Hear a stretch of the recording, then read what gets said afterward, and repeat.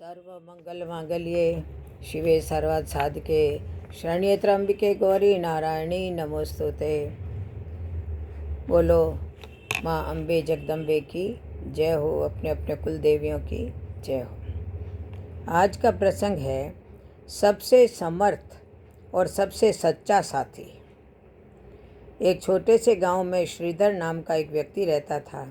स्वभाव से थोड़ा कमज़ोर और डरपोक किस्म का इंसान था। एक बार वो एक महात्मा जी के दरबार में गया और उन्हें अपनी कमजोरी बताई और उनसे प्रार्थना करने लगा कि हे देव, मुझे कोई ऐसा साथी मिल जाए जो सबसे शक्तिशाली हो और विश्वास पात्र हो, जिस पर मैं आंखें मूंद कर विश्वास कर सकूं, जिससे मैं मित्रता करके अपनी कमजोरी को दूर कर सकूं।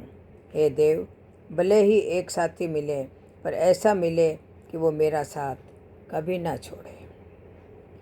तो महात्मा जी ने कहा, पूर्व दिशा में जाना और तब तक चलते रहना जब तक तुम्हारी तलाश पूरी न हो जाए। और हाँ, तुम्हें ऐसा साथी अवश्य मिलेगा जो तुम्हारा साथ कभी नहीं छोड़ेगा, बशर्ते कि तुम उसका साथ न छोड़ो। श्रीधर, बस एक बार वो मुझे मिल जाए तो फिर मैं उसका साथ कभी न छोड़ूंगा। पर हे देव, मेरी तलाश तो पूरी होगी ना। तो महात्मा जी ने कहा, हे वत्स, यदि तुम सच्चे दिल से उसे पाना चाहते हो तो वो बहुत सुलभता से तुम्हें मिल जाएगा, नहीं तो वो बहुत दुर्लभ है। फिर उसने महात्मा जी को प्रणाम किया, आशीर्वाद लिया और चल पड़ा, अपनी राह पर चल पड़ा। सबसे पहले उसे एक इंसान मिला तो शक्तिशाली घोड़े को काबू में कर रहा था। तो उसने देखा यही है वो। जैसे ही उसके पास जाने लगा तो उस इंसान ने एक सैनिक को प्रणाम किया और घोड़ा देकर चला गया। श्रीधर ने सोचा सैनिक ही है वो, तो वो मित्रता के लिए आगे बढ़ा, पर इतने में सेनापति आ गया। सैनिक ने प्रणाम किया और घोड़ा आगे किया। सेनापति घोड़ा लेकर चला गया। श्रीधर भी खूब दौड़ा और अंततः वो सेनापति तक पहुंचा, पर सेनापति ने राजा जी को प्रणाम किया और घोड़ा देकर चला गया। तो श्रीधर ने राजा जी को मित्रता के लिए चुना और उसने मित्रता करनी चाहिए, पर राजा घोड़े पर बैठकर शिकार के लिए वन को निकले।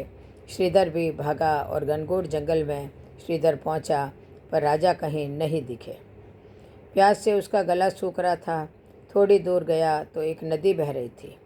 वो पानी पीकर आया और वृक्ष की छांव में गया तो वहाँ एक राहगीर जमीन पे सोया था और उसके मुख से राम राम की ध्वनि सुनाई दे रही थी और एक काला नाग उस राहगीर के चारों तरफ चक्कर लगा रहा था।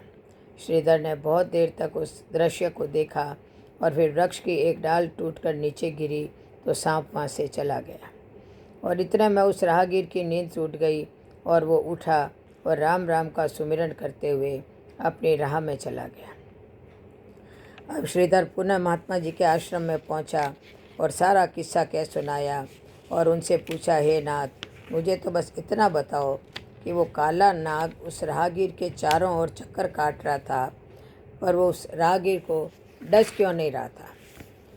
लगता है देव, कोई अवश्य सत्ता उसकी रक्षा कर रही थी। तो महात्मा जी ने कहा, उसका सबसे सच्चा साथी ही उसकी रक्षा कर रहा था, जो उसके साथ था। तो श्रीधर ने कहा, वहाँ तो कोई भी नहीं था देव, बस संयोगवश हवा चली, वृक्ष एक डाली टूटकर नाग के पास गिरी और नाग चला गया। महात्मा जी ने कहा, नहीं वत्स, उसका जो सबसे अहम साथी था वही उसकी रक्षा कर रहा था, जो दिखाई तो नहीं दे रहा था पर हर पल उसे बचा रहा था, और उस साथी का नाम है धर्म। हे वत्स, धर्म से समर्थ और सच्चा साथी जगत में और कोई नहीं है। केवल एक धर्म ही है जो सोने के बाद भी तुम्हारी रक्षा करता है और मरने के बाद भी तुम्हारा साथ देता है। हे वत्स, पाप का कोई रखवाला नहीं हो सकता और धर्म कभी असहाय नहीं है। महाभारत के युद्ध में भगवान श्री कृष्ण ने पांडवों का साथ सिर्फ इसलिए दिया था क्योंकि धर्म उनके पक्ष में था। हे वत्स, तुम भी केवल धर्म को ही अपना सच्चा साथी मानना और इसे मजबूत बनाना क्योंकि यदि धर्म तुम्हारे पक्ष में है तो स्वयं नारायण और सद्गुरु तुम्हारे साथ है, नहीं तो एक दिन तुम्हारे साथ कोई नहीं होगा और कोई तुम्हारा साथ नहीं देगा। और यदि धर्म मजबूत है तो वे तुम्हें बचा लेंगे, इसीलिए धर्म को मजबूत बनाओ। हे वत्स, एक बात हमेशा याद रखना कि इस संसार में समय बदलने पर अच्छे से अच्छे साथ छोड़कर चले जाते हैं। केवल एक धर्म ही है जो घनघोर बीहड़ और गहरे अंधकार में भी तुम्हारा साथ नहीं छोड़ेगा।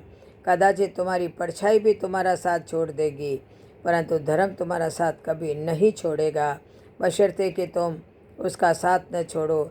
इसीलिए धर्म को मजबूत बनाना, क्योंकि केवल यही है हमारा सच्चा साथी। बोलो जय श्री कृष्ण, जय जय श्री राधे।